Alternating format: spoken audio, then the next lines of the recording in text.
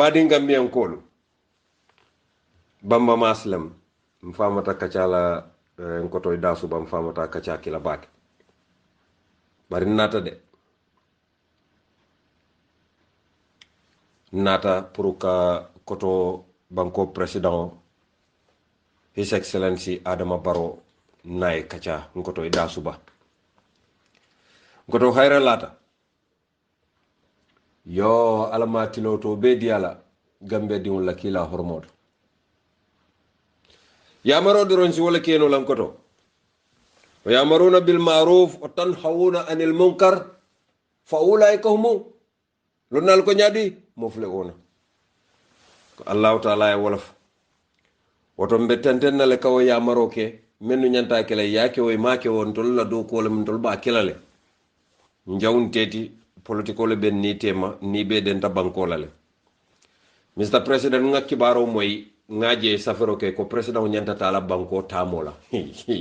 gambia o ka bele moy o taymo jawra la tayme ka folo mid the farmer store o ka ke san ko no sinya kilen yaya nata o ko mid the people store a be banko na folo be puntum baday ada baro nata mid the people's politic for mid the people's campaign la for mid the people's politic le nana ma moy doto beri kabiri taymo me mon kur fo ba kar jembere ntena namo kuma sifa fawla moy say yo kutamale dunde ko mid the people's politic ka bankola na flota ka tinya ndenga mira president adama baro e gambe di wallahi di menna wala mu nin carte fayta nin gagno keta drong meñi fonkol be burkala ni campagnol ni fonkol ba be burkala le nga do ko dati on day one bare akata mid the people's politique la mid the people's politique ko ko tamale to ko tol dada ko tek mid the people's politique president bota constitutional mandate mid the farmers to president bota wala banko la constitutional o dile ko president nyanta tala ka banko diwul muru sila president la ni mid the people's politique ko do be bola minto iko gambia albe siring adama be banko tinyala ngoto hanne gambia diwul man fem foy e do ko be fem folene sila alala adama sila man satalla la membe fala ate saralela ngo ka fu ko banko be mbul sembol be mbul mendi ata nyamba kelale nin ala pareta ke mutale ka kura ne buka ja buka jija no ni mol me sika yelande dulate buke falle no je ni mol me wulindi buke fa wulindi no ala lewo sembo soto ni bita campagne kala npp député oli ils font la motolta ils font la npp kodota yete campagne ke kana banko la bututo ta ni ata yomal ke me ba saylale ni mol ma foy mba fulen npp na diata lal bulan na len den kon te nga falen ko proci mbuka danko ya jele sungolu dunta F&M family money transfer ila office membe tipa garage yenna flota menta kanya dalasi million kilin dalasi wil keme saba ina borta tafasi mamboje nin kola yaketa banko kan hani mo kendol fawlo kala banke la sungolde ware ke wuliya folalde because ni kono konkota dia kuya ibe kumala fola membati nebe do moro sot lebe membulale kono kola yaka hadamadu kafir yandile alinga duwa kola yaka na nyati lim gambia la mol ka fo nyele bamba mone be pambata kan diamo la gambe di wotela ko momelan ko hanni ma moy ndem fonyol domandi wala menu ka moy nga ala tentu wala nga kila tentu ameta nyawonya molu kam kumandile molu ka fo nyeko men be fa be mu tonyalti nana nga gambe di wala yamarde surtout UDP di wala ko al se pare nen sabale be tombo na fitno be kele be fero be kele to sonna sabale lo bayri ye même fo adama wala mo indi ko ni sonta momodou sabal tata député boto hana kilinda madam mabati nete suto sinon nyanda fero be kala nga kunta nyato akana lo ya batun damen e ko jane commission ma momodou sabale damma ban nde momodou sabale be APRC wato men na moma kelenteti nte bamba mas andun do ko la nte la politiko be wala nyama ni man tar silo kan nte me nga fil ko mbeda mem jele mu toñate ngatu wolto ni na te kantara je mo sabal fela nata entara toñato na kita kilenti men do fana bota toñato e fay fan ya ko no tata fan ya be balo be mula bola ni sun kawe ma ni nata karba njol bente bulla mba popol le kanne ndeke ba kelim fa kelenti nga toña nyin kilo fasa ni te lata ko be toñala kan mo kane bonda kan taraloru wo toña kan mol be tarla jel nte la belief mo lati nde adama baro nga tentule nga jeyde mo bele wo moy because nte Gambia be adama baro le sika en tombong ayen ke diplomate mu buñalati ayo buña dinnale nte wuluta sato men to nte la mu di force diplomatique wo sato kono oto adama en buñale nga tento nga jey bara la o place o dinna o place o birawo dinne pareta pour que UDP jamfa e ko nganda bula jen ko entenda bula la je e ko bamba masi ni ko bento la fero tiñalam folo le be tiñal ye fero dadan kam e ko bento tiñal ala manson nga ala tento nga kila jey ntuta lore na toñaka andu momo son taw toñala e bentar law toña dinkiral to ntabula je fenta monni la je because nta siobe te moment don te tambita half tankilal ngalo na ba dem mo ñol wol dolu be tri ko ta tankile bar nta fan tambita half tankilal bi so to men to tantila balwota ma possible ma ko mo leje ma mo je hanni nganyim faale men be tofo ite njenkene no la nda sonna because me tem momento lakira le nafsi le be fola ba ni ba ko manda ba fola ne ka jumal ko mani kan ko mani muna lo na yor so to mo ten njenkene no la nda sonna gambe do lo mbek mo men fola le nali yen nakuma kan moy mantra politique diamu la mbek mo men fo kan gambia la nafa mbela nafa nka wala fa woto MPP di wala sel la moy hakilo la baake bi Gambia be tembo men to bi tiñaro be kering assalamu alaikum bandit network ngal be koto sabandala kota tala dalaga kina to mu famal di famani ta wasula dambrona service wala banta service wala banta angater merci no for wala sa le sandate o kina ta sate o da sate wala for moto nga moy dem ko lok ka banta le service because then I put a diabo la for about 5 days 6 days na yo sifa afawala en call na ma call afawala en call na because normally ka audio ki ka balo nyube fa keta nyani fa fisiata so anata call ko nyoko fisiata de bar muso ko wala nan ko batu ngi call direct ka alhamdulillah bila na man so jay na tento ka konta ko nyem fa yalo ko konta ala yalo wala nyama de si senga baadiŋolu moome ye a loŋ ko wolle jidom balde maakoyi ñiŋ tilimbali a la i ka fo do kitim balde ate le mu commanding officer ti PIU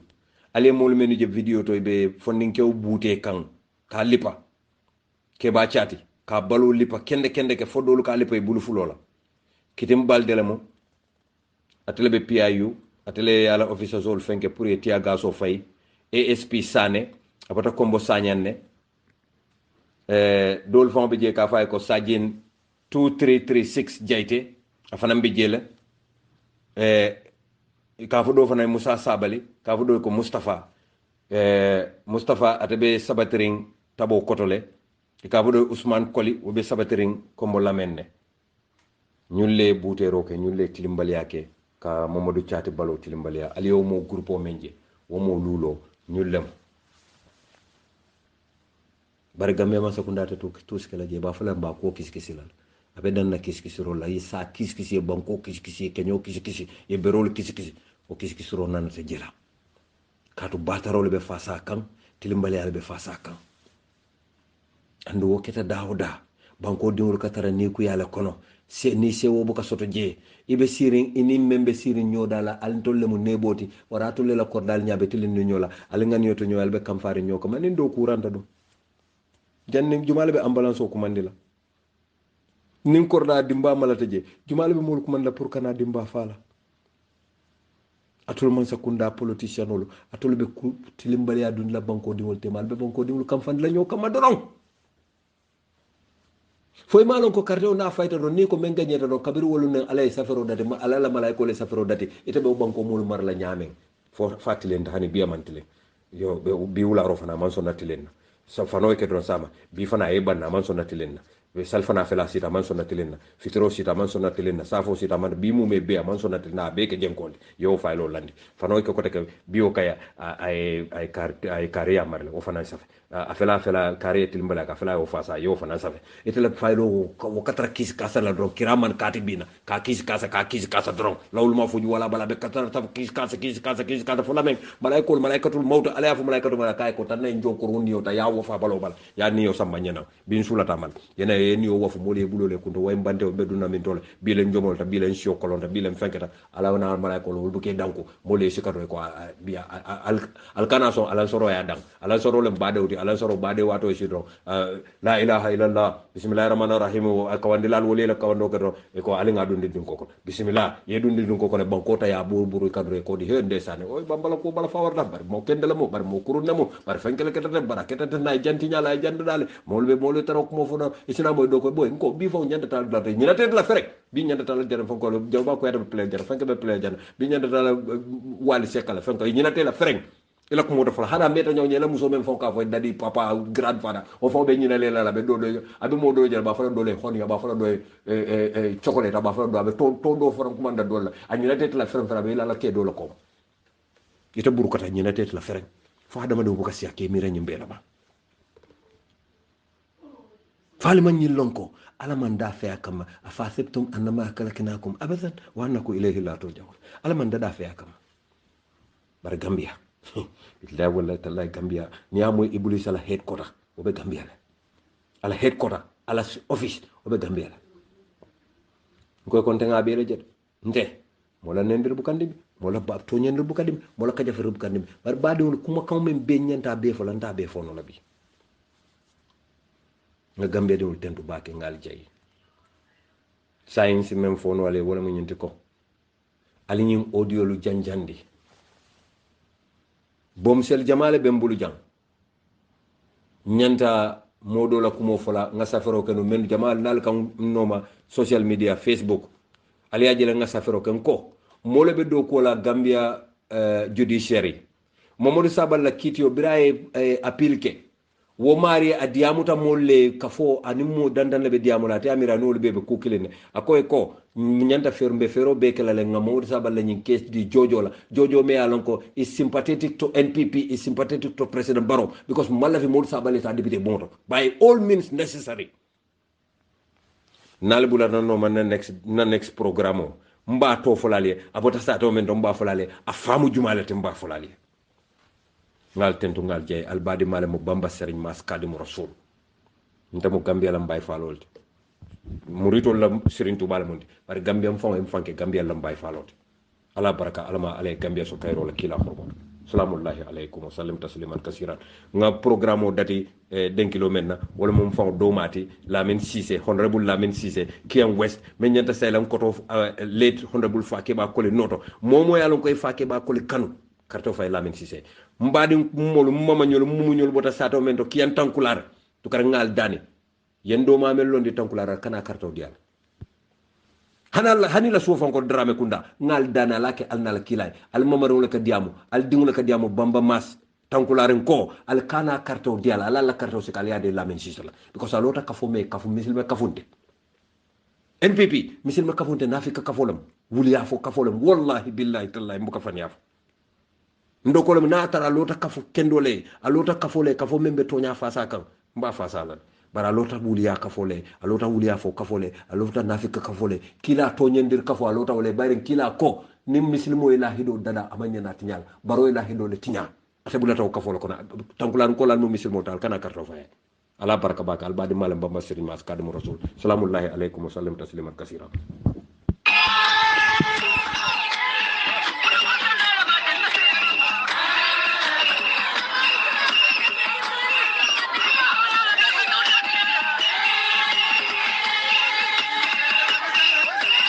ñene mo honorable Lamin Cissé la nomination oti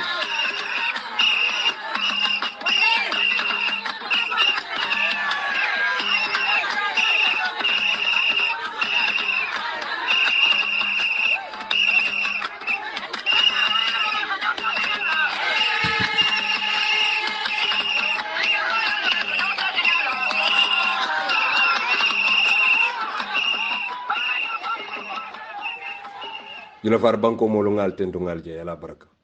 bari ni ngaje alka tilimbali ya fasa alka batoro fasa menu be o tilimbali la alni ka si tabulu kilin alni ka domor kilin lu domo alni ka tara kacala suto ni tulo albe walina alni be natalla mbafala alni bebe kukelin hanna ya tara wonta to nyate ndol fala moy menja ka wala sedia walantina ala koy hani geno ni ma sedia ma je ikana fo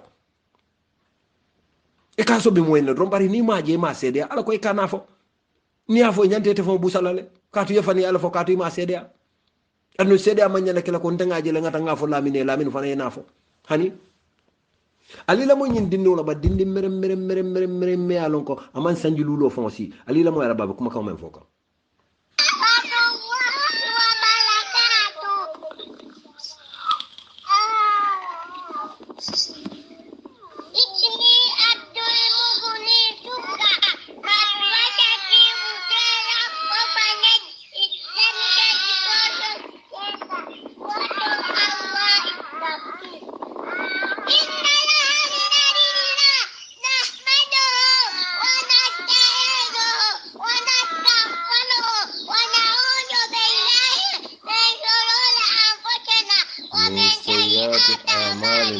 من يهده الله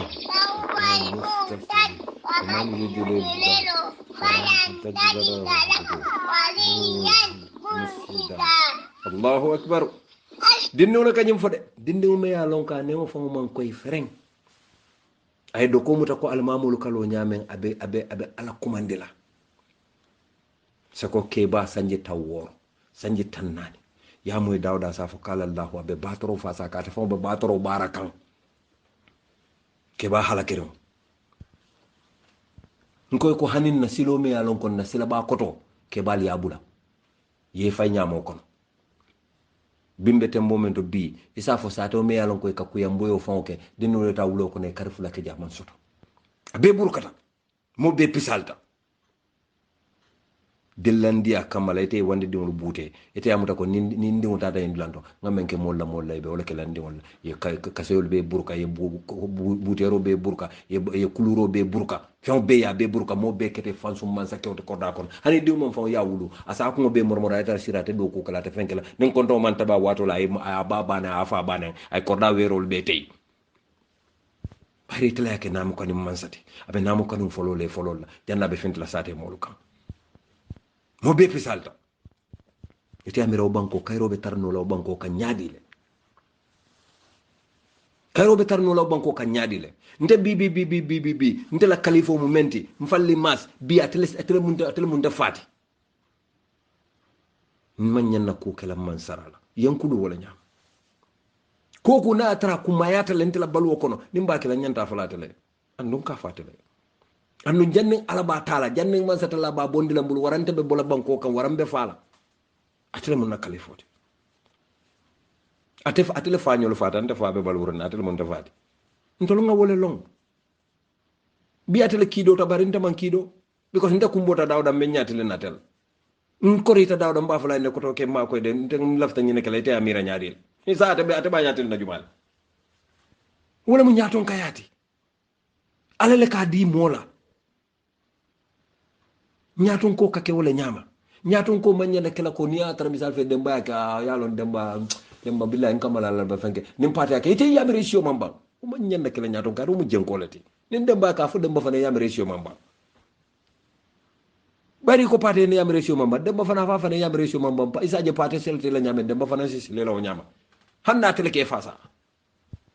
bari ndolla gambia abala fa warta ati nyaro warta akuriya warta awuliya fo warta ko ko tiaje duniya ko ne si jahali wallahi nal mistake tali alla carte fay ali npp député wala siende député bu ngokono gambia albe koleya sifa jela yalo nga kuma jama faale allah taala kan de ma de nka ala tento aka kumolu ke tonyalti nga ala tento wala baki ya wala tin nanta ka fo president baron ko njele mbe fresher nyame because nte ni ku ya kulete ndala ni fiti kute ndala ngatu jelala dron ngatu hapirin dron fon fe nyanta koleyatil nandela nganko di o belale hanna man tara diare nye fon fe ninte ngalon ko fitinolo be je nganko dia bella tout because lafta lenna balu to men traje ngawo ke sewote ko dol be je ngeke iman dianye nkori yo kam bari ngaaje la ko wodam mansi wala keno ngatenten kontano la malla fi ni ko yak wala na balu kon man la fal alinga hakilo temponde alinga mo fero kata ngam bulo du nyobulu ngake bakilim fakilente ha alinga bulo du nyobulu ngake bakilim fakilente nga kuma fale gambe de wol nali al hakilo tuwato wallahi albalo nal ko nte manna pour ka gambe nene natal pour ka gambe makoy a fele ko kelolo wulita foñi kotenke na kaca kote mbe wo kuma kan kaca laali yenna bari wallahi gambe naali mal taw siti ni ko ya doron mbe tarla wala kono ha ni ko ya doron mbe tarla wala kono andu mota sabula dem fon la ba sabula de ndol fon la mum fon jaw fololti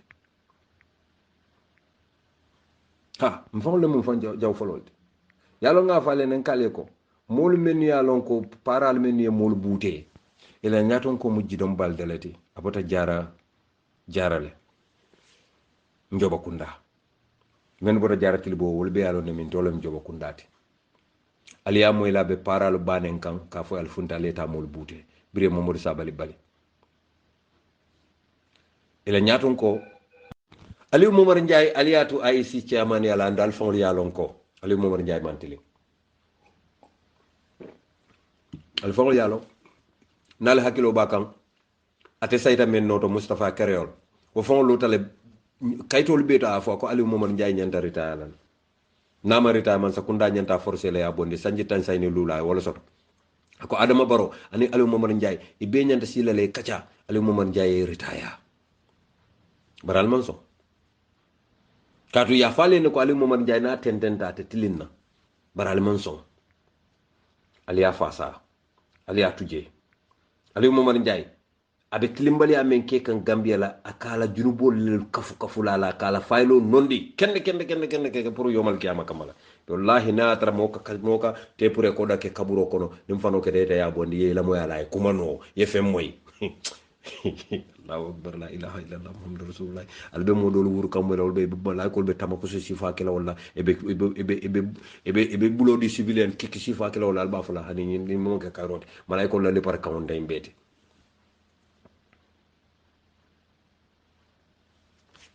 albe balonna alinga ta doro mbe ma Aliou Momar Ndiaye la ko ka cala dialogue le je mambure Ndiaye lo ta dibité bu motolo mo be nyala mo be ako député wala ko alka kuma ko men fo nonsense la mbaw wulen ken te resign na mbang aliyam nobody has the authority and right to come and tell you resign. We are Gambians. Nobody has the authority to do that because of a sentiment. It's wrong. It is wrong. I am a Gambian like any other Gambian, and I have been called to serve my people, and I intend to stay and serve my people. I will not resign. aliyam akanyim fo député wala men yalon ko banko mo le carte o faye atolo ko mo sabale nyante fonyola amanya na lola katu jana commission le aban jana commission ne même ban wala ka wuru même fanam ban wala ka wuru député wala kunna teng abe jikir baro ba fasare NPP ko bu ka kumo fo fereng ba alfon yalon ko mu jenkolati bimbe tembo men do ni Gambia ko leata momo e carte o fay anam baro e fane junube kilen soto je ni sanjulu lo men tambita wala tin meta diamolo because ngalon ko ado be tinyaro men be kay kan tafana na balin kulo bi jël malay ko be kara do man den safelam fanena hanna be kala kota junu bol fo kota junu be sota fo hafu junu be fo sota malo wala wurinde diamola kadu nga baro mako e bak nga fasa bakele anata banko bet nyaay banko be jamfa kila jamfa ala jamfa bari alon say men yake je ntama ke je say na tinya junu bet nte je hani kota junu bon tasot la hani less than kota fon tasot bari ntama la fay keje menu lafta keje wala bi junu bo soto la ali nga hakiloto bake ali la moy sek hamma jeytel Jata sidu ada ngulu man na banko kambe deri gambe wol kudan trete be gambe wol nyaka so ade diamu baliya na boyta mo beke diamu lati na da ngulu makam mo beye dey o man tota kelano man todi muhammad yaki minkan kadu qur'ano kole ko wal takun minkum umma yad'una ila alkhair wallahi ya'muruna bil ma'ruf wa yanhauna 'anil munkar ay seko ala me simala man to min ke dey mayno business a banke moyati hani beyawali ya maydo business tiki ولكن هكذا توبالو فديا موسى كالا كويدا وبالو فرعون على ما خلق سنكا فصيفة فانسو قرآن ولا يافا هل ده قرآن ولا صور وكلام إذا فصور ومية سورة القصص على آية كريم فآية مورو على تلولو على كمين فو أكو إن فرعون على في الأرض أكو فرعون يا فمورا بانكو كان آية مولو تلان مصر ديمو علي جمع علي جونتا وممو بني إسرائيل براي جونتا والتاكي جرابي كي تورا أنا ونريد أن نمن على الذين استضعفوا في الأرض ونجعلهم الأئمة ونجعلهم الوارثين أقولت على لفتك فندين سريا مولما يمين لهم فندي تورا يدتا بانكو كان كيكا يادون كوتي كيكا بانكو كيتالات يجوز فهم فنا يلدن يجوز فهم فنا يلدن كاكي ما دنا إذا مجمالة الله أكبر والله إذا مجمالة دي فهم ورا لمولكا إذا مجمالة دي بفتن وناجلة مثل ما كنا نمر على كتابك صوروا ميكا فايكو سورة الأنفال آية موانين لول موانين بورو على فايكو أدول دنجل يا مولو علي دنكو على لانين كينا نيال كليفن نيال لونكا كالبالا بالوندي ألزالونكو على لندو على سمبو على بلدن بالفين هذا بدي وانا صندو موتيما بري بالبيت بنك فنا كتا على لك أكو ألزالونكو فلان كو ألزال بنتانك فجلو سببولا فجلو لا بايدا أبوك موما ميا مرا برا سالونكو على شديد العقاب على ينكن كدو دميسل شيخو بركة alama alaye simaya ndol kanyin lon na sifa le nyini hanni man saka jafi bar ni kumo fo misil medingo be hani kafirol ibe bal nako nyinka kuma ko fo nyina mo toñati bari te fanketa dawda shekol be wurla wati rasul itol bokam itul kay kam man saka ngonya doron katro man hanni man sabe batoro tamandle itul kara kan ngonya doron bar ni man sa wulta do ko ha nga kadi musol le tombo e ko la o te keno la woni sere o manta bari metol kadi kewlu tombo je president ya jamme mul fajang na sekol wulte ko ha ya me fa banko la luwa le fa ngamere o banko luwa kilingo wole kadi musol tombo seriante fa bukatama gambia la luwa la katama ando luwa manke seria luwa ta manke misil me luwate tubabu luwa lam bari naye doke ko ha banko la luwalam naye doke ko hani woni sariya manta kuma fula ite kile yamire bu bunya soto no la nyaadi la fo seko le sabari muna ni moy alqur'ano karan da ma bunya ka tare balale hanni mu dinnewt hanna ya tare mu dinnewt ko alqur'ano karan bunya o ka tare balale indo ya ta nyawnyang mo si soto tuntundo ko jamano ka memba fale ustaz hanni manke ustaz se bu ka karandirke ndankore alqur'ano londo mol si bunya ala la bunya na folo dum ndol dinol bal bunya la diakuya daw tilimbali alla sarakule dobe talinding ta to fola waya fale ko mbal ma ko la mo keme fulato Allahu akbar berite president baro en diamo la moy damen ka fa ko pa modou bojang ya ko mo nyim broadcast la ko nyin kacale o time inata na suntu ñol kumandi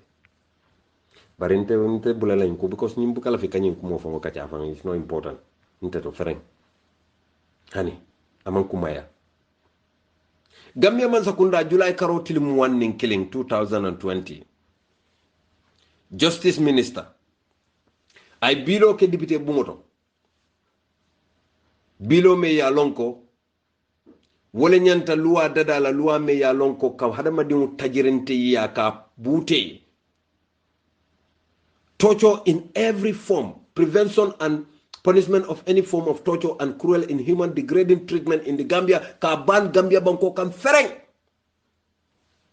July karo talata lungo July karo tilmu wannen killing 2020 sanji fula komando Dawda Jallo ya samba député bumoto pour député wol ya debate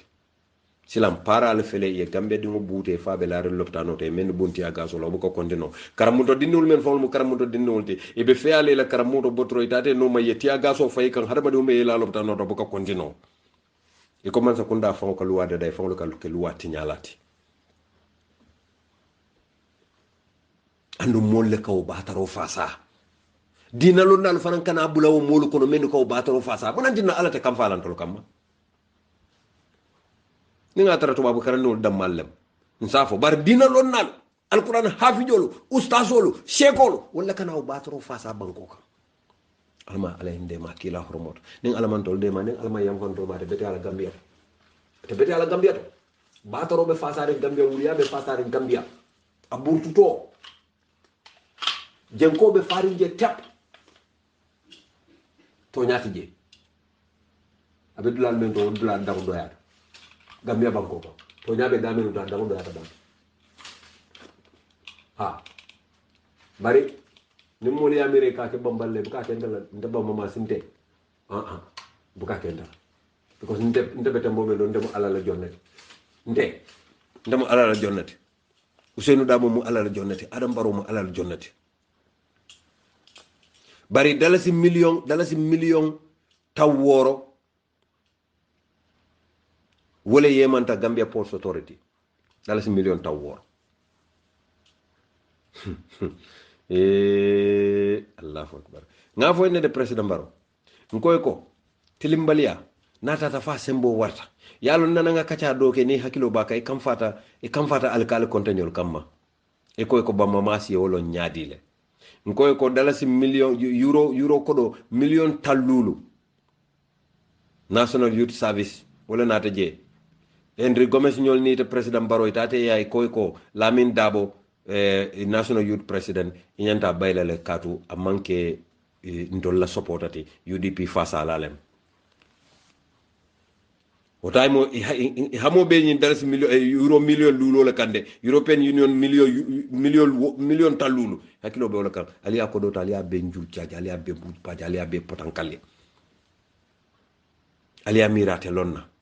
bara linga tade nga fale nen kale ko si me nyaaw ko meta mane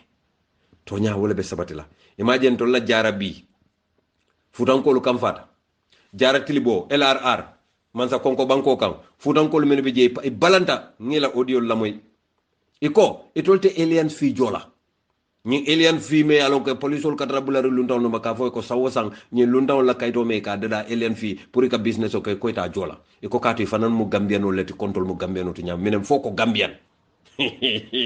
ngoy ko am very very happy jarama musuba am fulbe mi do salmini onon fo ko musuba onon bamba khadimu rasul ko jaram ko lal mambete yalo hani sita jare ka jara daji ko tale jara futankol keta nyame ko mo futankol alfanay pare basse futankol alfanay pare futankol be dawda albe pare al balang aliens kadda ni kayto gambia kayto be membol akana jo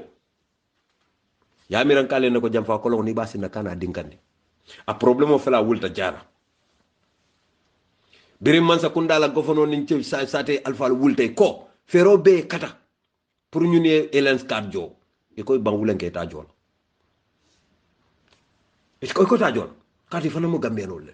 ifana ne kayto lo soto gambia kayto le bebul yalla al ka laftam pour ka mol lim futan kol fayni ñokam kaytandi la kontol le malla fila nko ala fo futan kol le menu ka bonan gine ntolu manke ala sana konte badinti manke seku touré badinti manke alfa konte badinti ni man dem bendela sa ko tawran ito le ni dende to le ni boda banko kilin to ni wol man bo banko kilin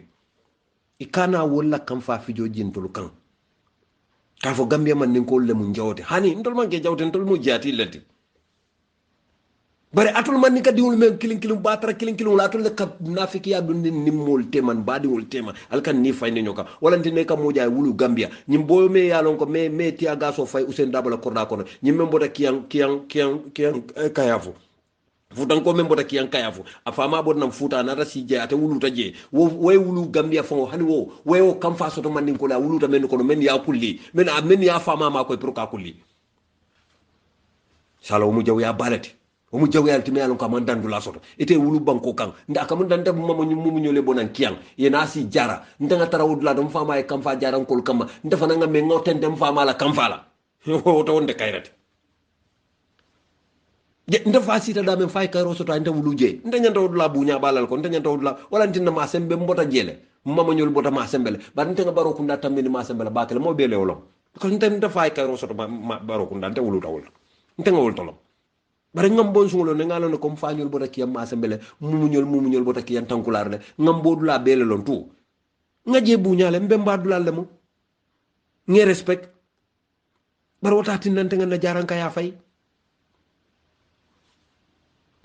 mbadu nga nañin kullo fo Gambia dingole president Barrow ntenite kelol ben nitemat akuyate kelol ben nitem mbadu nge hakilo bulande jannibe Sadio Mbalo futula namuso me yalon ko ya businna do Sadio Mbalo handi sama namuso lam may dalen kuyate ya diate en safay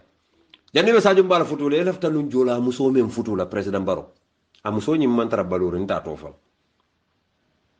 itata moroya president Barrow dunia be teri yaje nim membe kacha la ina nane nyun ko kacha ndafa na ni wala fanan kacha itata moroya o moro ay muso nyinda ko nyi nyandie dallo me bula Sadio Mbalo fon futola nte bula lo be ko no mula private life lati bari lafta men fola me alon ka manke private ti ferem mbe wala fola sa yi fon balon dal ko to nyato nya fembe ko ma bamba ya bele lo ntelam khadim rasul biri tata moroya moro nyin ite president Barrow ibe diamu kam moye yakumo fay moro nyin ay mansea itandi la koy ko nyim membe sirinje ite la babo ende la ite la nyanda sayla no bari ibe kafo men kono o kafo le be kala sababu ti ni kana ku ya wallahi president Barrow ni nga nyillon nu bi ko ngalon bi nyamen mbe bala wato men nante sonne ni UDP ku ya ajabe jarla nyin ni la kafo be ku ya president Barrow ye kumo men foye ya bonda noto e koy ko ni ya bonda noto membe lala ka wolbe laari kanteng ni dia ita soto no la nyim marlo kono ita soto no la ni amira ba mamas ka fani ala foy ite wo ya lon inin ala tema ni la kaburo tema ya lon nako mbuka fani akumo foye wala entina UDP be je wato men be tenkun dinko ngansin dingo ko bebe be soneyari ye fanke ko ite lafta usenu da wala katambi ala na la kila fonla ye fan sutenda la ay palaso be sika be dila inata iya jamfa andu ye ya marla koy kanake isi marlo kede bari la marlo te diala ye ya mar wala andu ay même foy wala kete ko be man ci ala andu man ci atal president Barrow ko la men ay menu be la ñew kan tewul be fola kat wol mu la private life let walantin nan ka foy fode du suba president Barrow de bu keto ñande nale hakilo ba kan nga fale ne ko sincu nga badi bu njaba kunda falen ko ana dandala mol ye mol menu tombon pour kalunyu luntangolu ma koy pour ye de register Gambia wo badi bu njaba kunda fo e kol kele se kumbalo nyoli ye kol state house ka fo ko sa mbete momento na kulol pareta wanyara mol kabulan normale kan kisi le kan korosile bari nyimbe president Barrow abe sire nga beten kunde sinjo bir nga jefo alla sigrid metuma aliya ke je pour kad luntangolu ma koy kaytol to forina sol se kumbalo e Adama Barrow contact state house o wato le mo president Barrow aliya dati momo nata kela mobile te bulo kono fo len to nyate bang yalla on ko yer mfamata state house la kulolu falan hani se kumbalo fa nana ta kala mobile le de ka mobile la mobile te bulo mo ne mobile bu ka dun kono sun tuture ya foye akoy ko APRC kamenke wala mu nyanta wala kela wala mu nyinti ko pour nga molu register mol men yalla ko be register dula killing ite register dula killing e be register dula jamal lelto isaje ni carte o fay jang nga moto prepare po moto me alon ka be tabe bondi la wudla to ay fenke chemical o dole bi je ni bulo bla kono inko me bulo ka ma abele ka boy bulo bala yeta ita carte o fay dula doto alaka me men ka ta state house ntanga belo lo koy ko dole bi je bukala fi kefo because nin kefo mol safo ko maybe ba mani suntu toure man de ntani suntu man ko yade sunti me men kente la sunti ala nafiki ya do ko leke Adama Barrow wole mu sembe tioti sembe to suntu la ay wuliya men fo be lantela ite president Barrow tulo bala akoy ko bamba mas birabe bola Gambian embassy ay officer bele scan vandalize ntebe bola officer ko no suntu man bakalam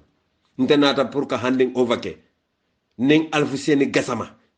bara tulo benna la bota badi bule alaji kemba mfama alaji kemba gasama dingolam ni wala tata Gambian embassy pour ka handing over ke ndada nga Aliou Njie Taraje deputy ambassador aning financial controller même marta na finance la na attaché financial attaché jaju nga wala Taraje wol mo fulo ni wala tata na office nga kaytol be bonni nyoto même be mo man sakunda tati nga be sign aliou ya sign jaju ya sign woketa sedoti yenna copy dinna nga hande office nga be fita fa be senata nga chabo sika nga di aliou lam findita ndada na bun kono ngo fanam be check man sakunda tamu men beti nga be han over han ka benna record sol bembul na certificate bembul handing over certificate aliou ndiaye men sign deputy high commissioner abembulu so nimmo do nata kote ko bambe fintla office ko na office be vandalize ite mo president woti imam gambian embassy london kumandi ya fo ko bama mas bira fintla office ko na ali handing over kala bang bari mo be ke koy because ha yalo bamba buke fasa ha nyimu bamba si nyira ko wala nyina wala kana bula to nya noma isonde abe man kenda bala kasit hani nte nga allah taala tentu nga kila jayi nse wota bake man batoro fasa nem fata allah ten konti bolala nga ala tentu bake man kila soso ayatul munafiquna salasa ma ko fasa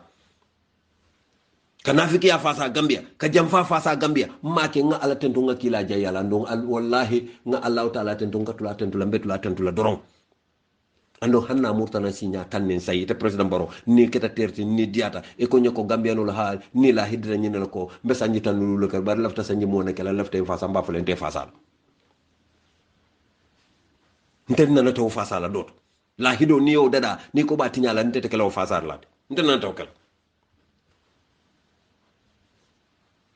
ñolo ben ni ko yandi la ngatu ko yaring president baro man tedda day bu kan dada mu kam moy mam balundi itam balunde nan tam balunde bade won bari wo mu mo beketa gambia le ha wo mu mo beketa gambia le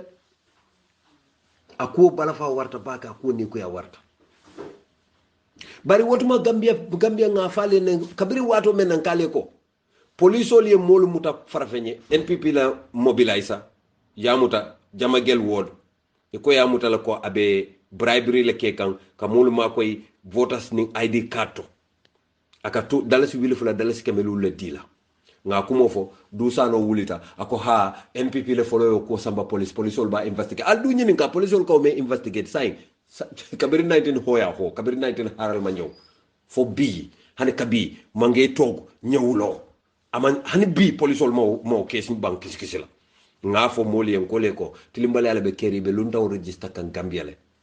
ay si fele nate ko manke toñate anno yalla walanti nan koy ko keba nay wuliya nim moy wuliya de fata da keba ta wuliya kono akafa wuliya ko nay ta jahannam andu wala be kala do mo dol la de wala be kala mo dol la mo be alo wo tilimbale amen ke da farfeñe ay isi le aspa nyaton kaya e la constituency chairman wasa so anin tijan so anin Mr Diallo wala marta ko bera nga fale ngale ko tafadi bala korda kono farfeñe ye banko la loi tinya e ka molu bendi je e ke makoy id kato ngani ko mo be fo gamben ko lenne bari tous mamboje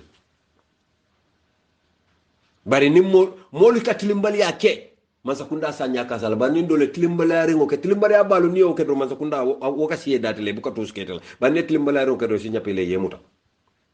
nale hakilo baka nana nga ka chale fanan ko tumanna banko kampirai tenda opariva region sate mol wulte man sakunda dani koyla sate alfalu ye mennu ares mfalli fati folonko sano base sane baba suwane luntan jayte ba keba fati ma fuji fati mankaman sano mbemba silla yow lamuta pirai tenda ye ares tate ye mabo birim pirai ni waliba kunda dunda nyola instead of alpha le wuli yeta ye diamu nu comme nun ton ka ke nyame ning alpha dantawol dun tanyola don alpha le ka wuli ye temo fo nga badi ya kacha banko mo le ke kilomoti katu walba kunda ning piray wol be mu banko kilomoti wol be musa fo be musate kilomoti kenol le be tema bare hani e ñun don samba police le ilata ñun don kay dunta jane a be dun ñoko ne kuya gena kafu wol damba siro signol damba altema sa en ko le be kere ning kon koy piray te ndamuta ibe hanila tala walba kunda la pour ma koy do moroto ba hani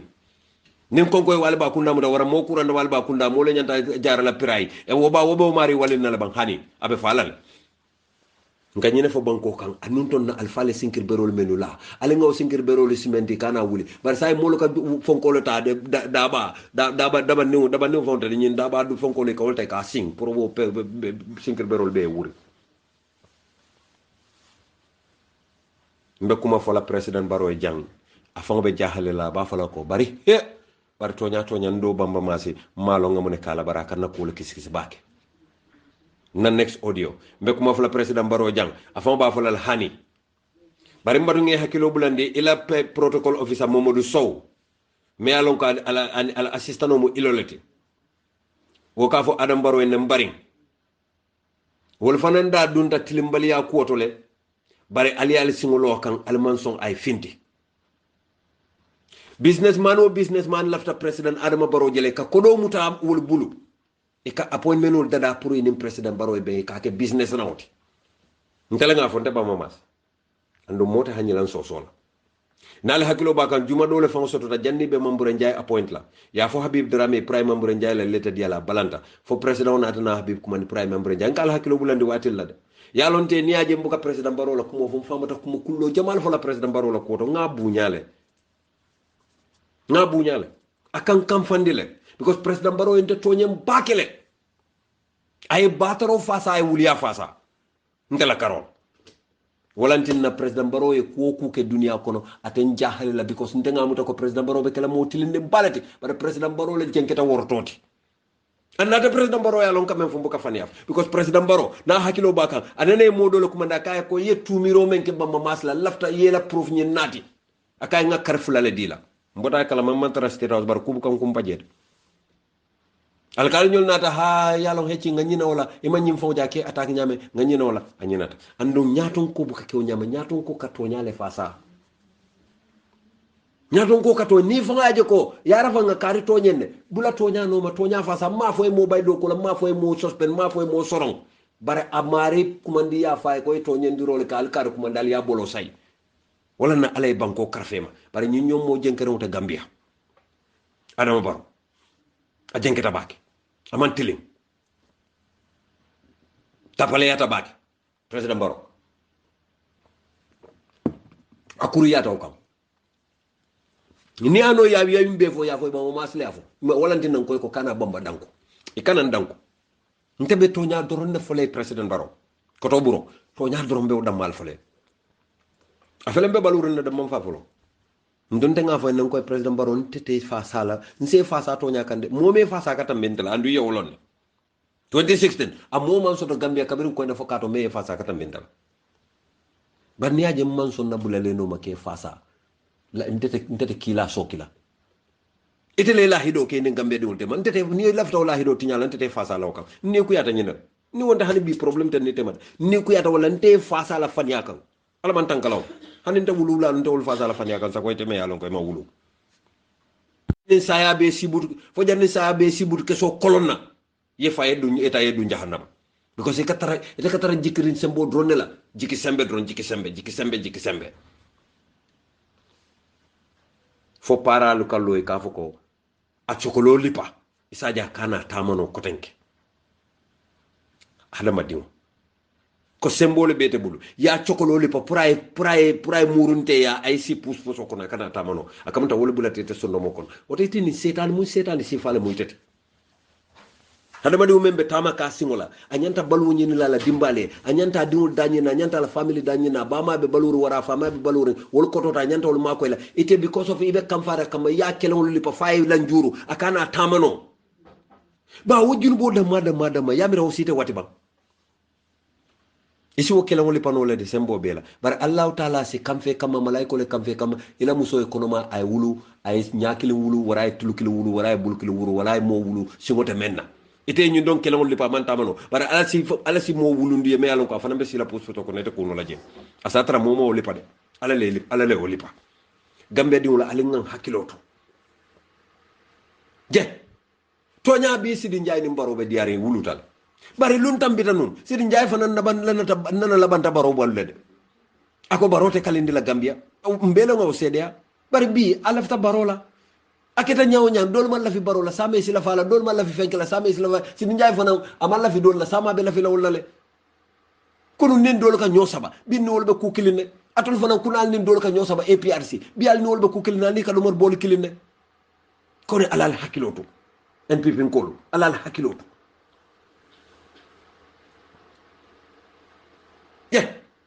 Fatoumata Jawara Fatoumata Jawara Wuli West ya bali iko katu ke ay do ko ke ay sil tonya iko ya drop le fode fati kantora iko katu ticale mati iko ya drop le ay li fo le ta baramata from Banjul ya drop bare pido ay se mo londe ticale mu e man son no drop la yata ko alinga tilimbali abula Gambia alinga tilimbali abula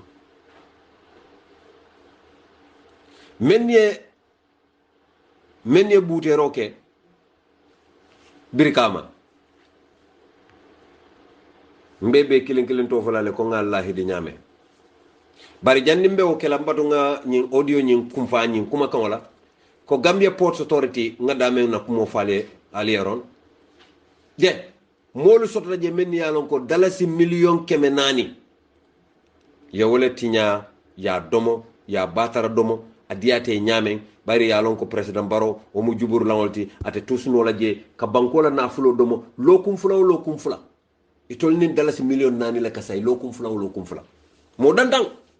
ye risitol dade faye ka risito kundu ida malka ko do tala bukata man sala ranke so kono gambe no labla sira la banko be tinyala ñenantin na borol bu ka soto loptano ñenantin na hanni mu la courant sifaye ma e fawla kate fanna jimbu so sang e fawla bi te fanna yelo ñindila e fawla bi te fanna borol sanna akamta docteur lol ka tara jele dorom pour ka sa fe kayto bala ena ma tawle ta yiren no kuno ni bati sulo ni jala sulo sinna yemi ning alay ke ñame yow muta kadu loptanta na fawna fatala ko di bondi ken solam docteur kayti ken son akol sa fe nyanta paracetamol sa nyanta kudina sa nyanta aspirol sa nyanta fonkol sa na lo do sto beri foluminato lam fomu na fe nyanta ol sa nonsense e ko damal sa fe kayto bala yeta loptano na fatala nimbe nyanta opérer do ni opérer do courant e fadro yelo e buruntu wo yelo be wida be aifa bali ngambe ko sa alin tu ngajube 2016 President Adama Barrow nga sindi dalilol le kan wala hidol mu mo be fente je President Adama Barrow men timmande ay la hidol mu mo betinya ayatul munafiquna salasa bari moli ya fasa anala o tilimbali ya be moli ya fasa nko bismillah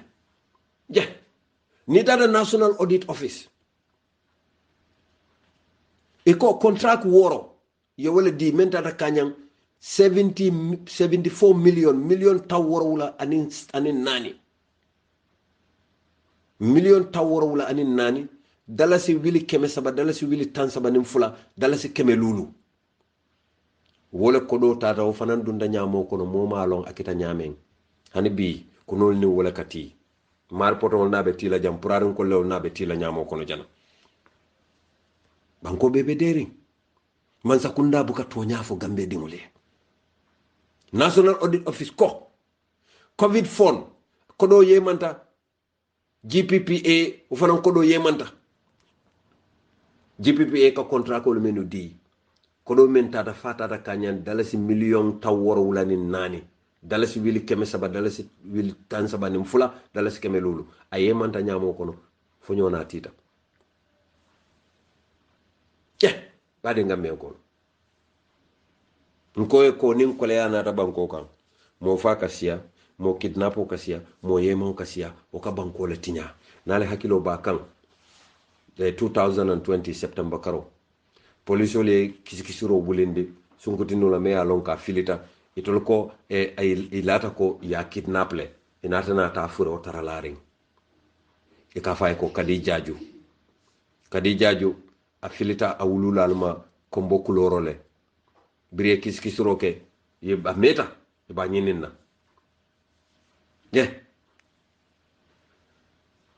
eko biring dinno nyim filita family nyin itol ko imalon dinno nyin tata dame ye fero be kata ye polisol dabulandi je menye Aliou Diawo ares abama awa Diawo ana barima Samba Diawo bari nata na fro nyinta brikama ya Samba brikama mo ci wari badi wol eko Aliou Diawo wala dinno nyin kidnap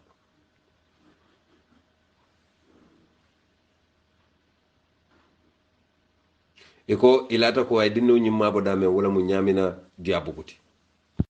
sila ale mo wor sabale bal njogu bal be o kala nyande because njogu bayal ma koy bakale njogu ba batale na lu njogu ba mambata ken sen kalide biral tata no man na la hidol ke bar yalo ngoto bu kala hilo timmande la hide timmando te la karola freng koy ni gambe di wala la hido men tinya yatinya ya ale la hido men dada yatinya njogu ba fana sila ye la hido men diala wara la mo le la hido men dia because ma lon fote ni njogu ba katiata bar ngalo nako et puis ko leta njogu ba wala kay ko neena ma koy politikola ye e jane commissioner ni mel le kan mba bondi le kan president baro ba lift le kan wujji ko le atin bulata no sila albe wona kila wala albe o kila nyaadi badi ngambe on ko alim nga tonya fasa tonya wala bela banna nde ko kilen ay new ko ya bake paral nyaton ko membe west coast jidom balde na classmate lamu mfolo lamu nabe dindi yake nyokanne nga bankol fay nyo nyakol bar biringa moy abe paral banen kam mandi nga kamoto ka fay al talier bouté ayen sokle ko jidom fanansi yelama ay ke tribalisoto nana man si ngasi bo wala fereng bari ko ni man fa ima beje ndenga mo jamala je me ya lon ko njikitante bilifta wala baake latela bari manji ko ma fa bari jidom balde même botak jara tilibo njoba kunda ntenate be primary 1 to primary 6 mbenga common transit nyola ndel nga no han kabiren denden bara ay wala nafa bari yalon sa mbe mu kebal je ko jidom balde fanambe silale ay hame pour ka gambe dingul balo tilimbalia dalil kante ko symbole be mbulu ye police palaso le be mbulu police jamale sayte noto ber badi gambe ankol mina mbe be kilen to folale menye mr chati bouté mbe be to folale hani mo kilen ta to la ko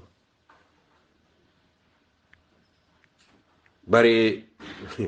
اليوم باليوم ها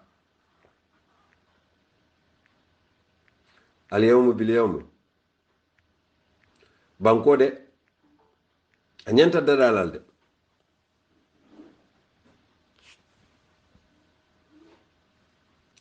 ها nte akan jahale bake munantin nan to PIU officer solu ka civilano bute ake kontani o kan jahale bake ngamira PIU officers iko nyante tol train la pour nyanta crowd control la nyame nyante tol train la pour nyanta gambia diwlu nimmolu fanketa walantel te nyante manankun na nyame akamanta wo manankun nyanta kala do kolati anen tiya gaso anen batino kamol lipa akamanta itolke ike train wala je Sidi Ndiaye me alon ko NPP la spokesperson lam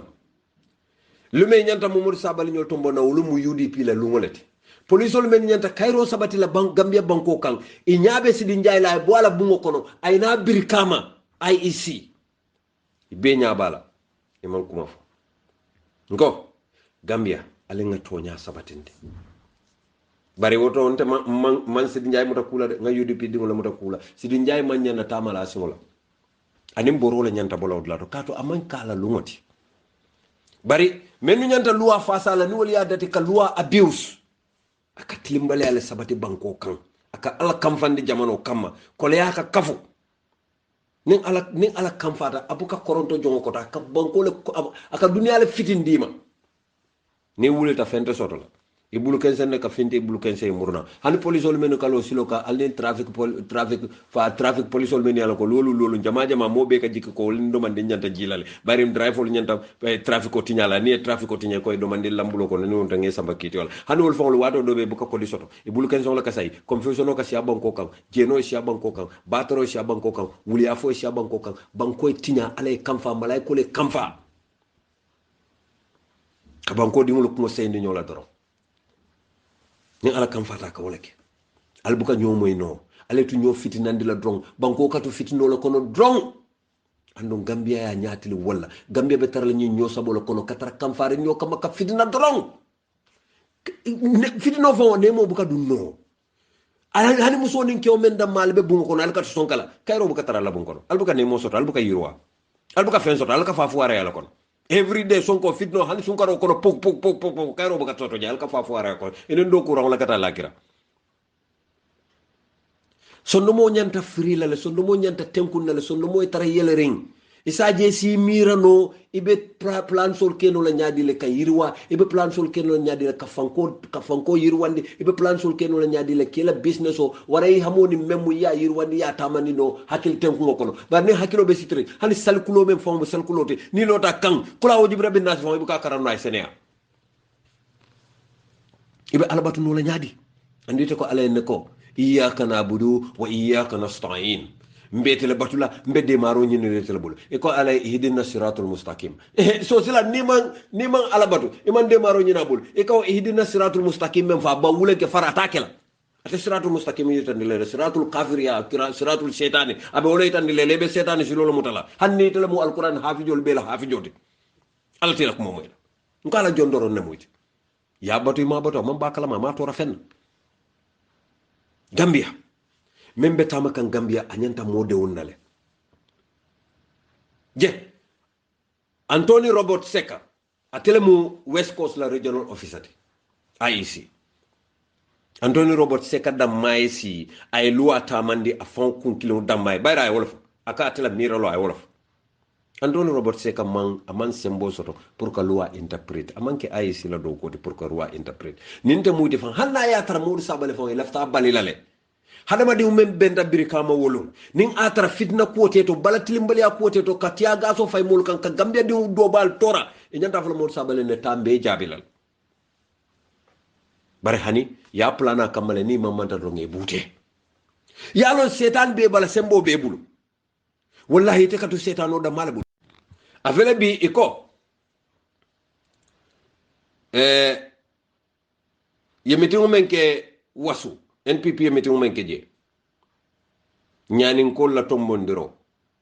julde mbalo koy imateta akam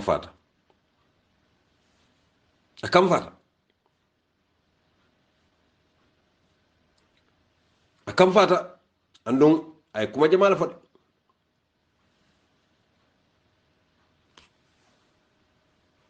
NPP fitno be je bak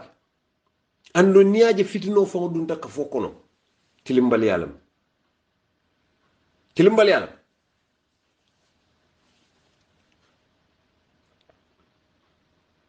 ako yemanya men kala amam betea katu ya tilimbal yal bar womu NPP kol da malle temode bar ajube do mem manya men be Gambia hanin na sports na fair bunda na balabo nyoto bunda to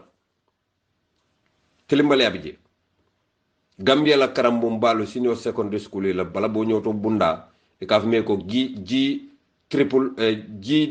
GSSSA ye karambun tannin saba ye wolle tong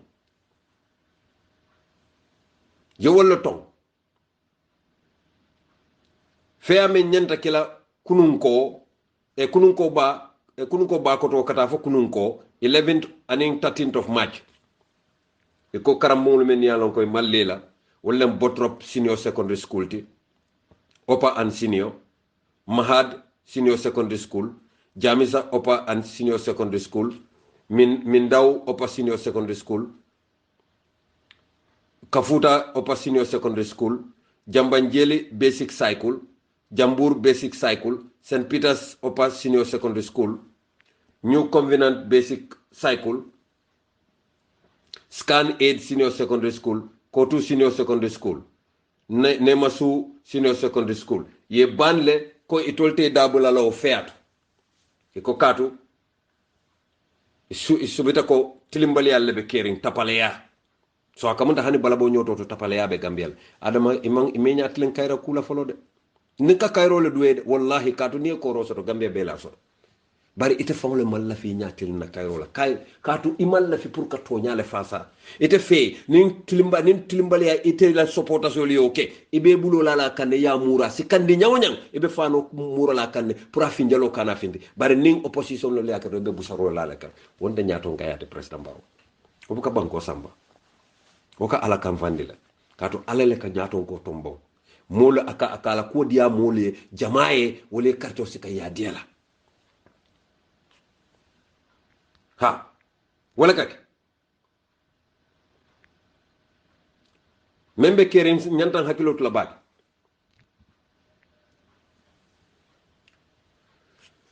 duniya bi kujama be keren duniya ni aje akake tilimbali alam yalon na kacha do tambita no ngafo because mfamata nkoto ida subalale bari lafta nkoto ye fonyondi nkata dialogue with the president lela ofana mo kacha bunda dolde nka kacha bunda fulaleke bari ngakule korosi Gambia Ports Authority nga moyle nim bakaw sate molu kacata la bakaw la sate yirwa kafo village development committee pour kaci kale layout ye dula men lonu pour ka molu men be half day bakaw half day pour yew man sakunda auto ta yew to di wala isaje wala kordal men be half day si auto boy e Gambia poro kono fanundi ika ko nyin sayi bete momento e sutiata ka nyomoy bari kana Gambia poro men fanam fonde fe president Barrow mansa kunda be tembo men de kadula luasi moma mo killing millions and millions ika jo wala mansa kunda man ken soto no banjul Barrow nyin ko ni ko ya warta baake andun tolko Gambia mbe jikirin kon na banko nyanta fero kelal kanyim banko nyin dada nko tilimbali ame yalon ko ya beke Gambia kono ya jambe tilimbali ame beke nko wodalilo latinna Gambia ko koy fata lay nyawuntala anala Nasiruddin ya nala Babil Mansi anala Sala Pempe Mansa nala fonko mo be eko nyawunta belale eko ngakutama tombon ni wonata wosi falindirol ke yaya kamenke o kana woke Adama Barrow yaya kamenke ni kake woto sai itela tarajo Gambia dingol ayna famunela katu nga yaya bondi dalilo men kan ngeti sinde pour wo dalilo sifal kana ke koteke